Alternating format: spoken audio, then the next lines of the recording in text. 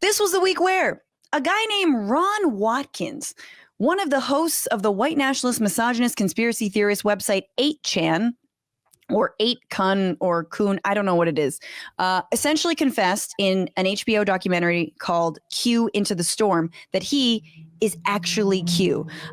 This was years after the documentarian Cullen Hoback traced the origins and development of the QAnon conspiracy theory.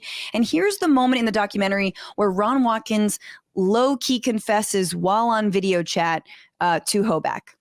Something shocking. Ron hadn't just been participating in Q research. It sounded like he was leading it. Yeah, so thinking back on it, it was basically 3 years of intelligence training, teaching normies how to do intelligence work.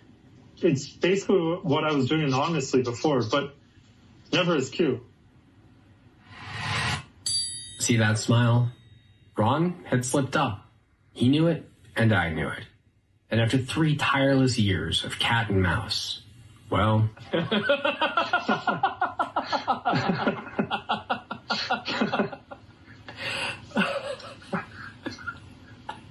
Never as Q, I promise. Never as Q. Okay. Because I'm not cute. It never was. Oh, man.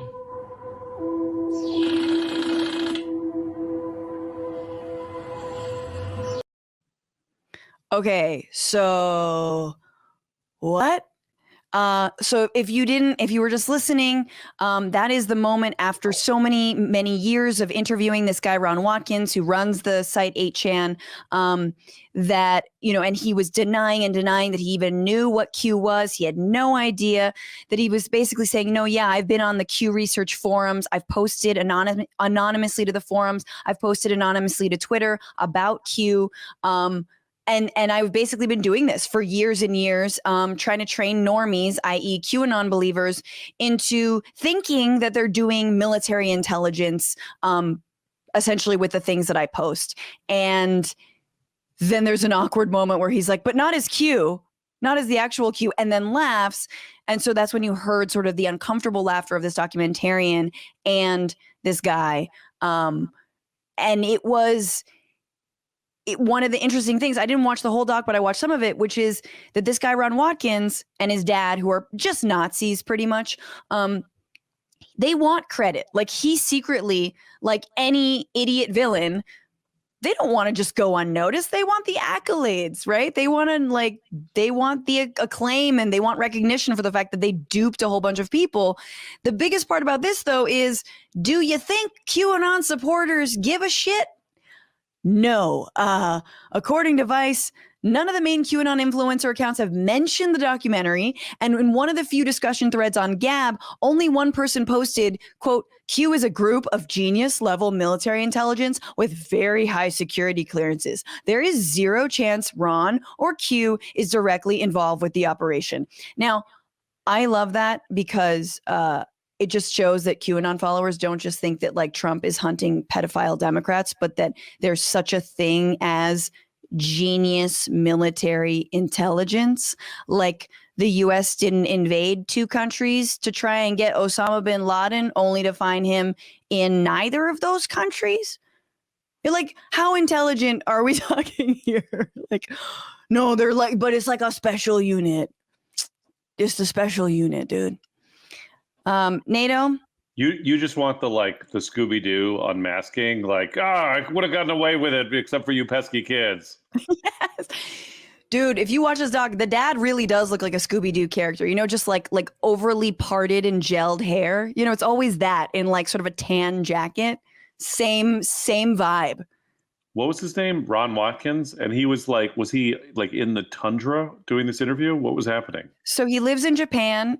He was also used to live in the Philippines on a pig farm, apparently.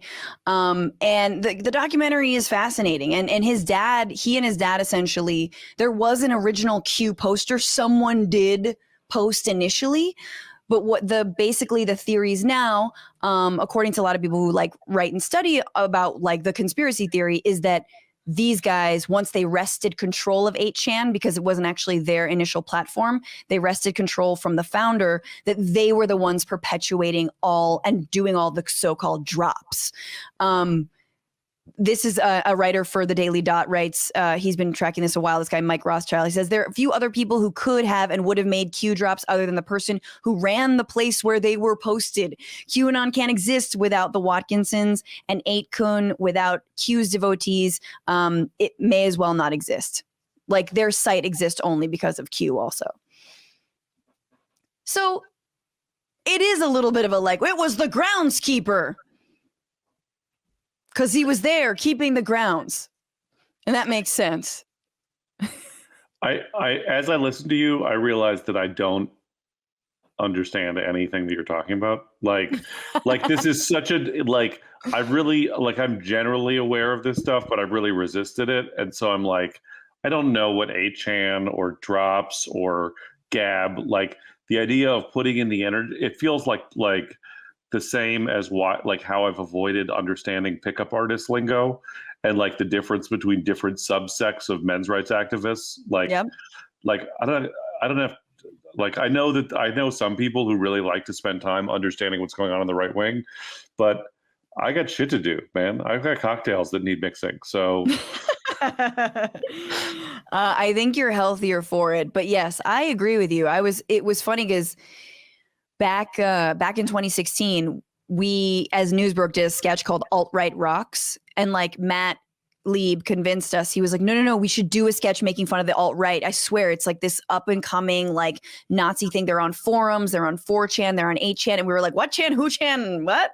Like, I don't know, what are you talking about? Why is it Chan? Is that someone's last name? Like, it was, and we were like, let's not do that. I don't want to talk about that. And then we did it. And the sketch did really well. It was very funny. We were making fun of how racist, misogynistic. This is where Gamergate grew out of. This is where, again, QAnon conspiracies, all the most like heinous, misogynistic and racist ideologies are being born on these websites.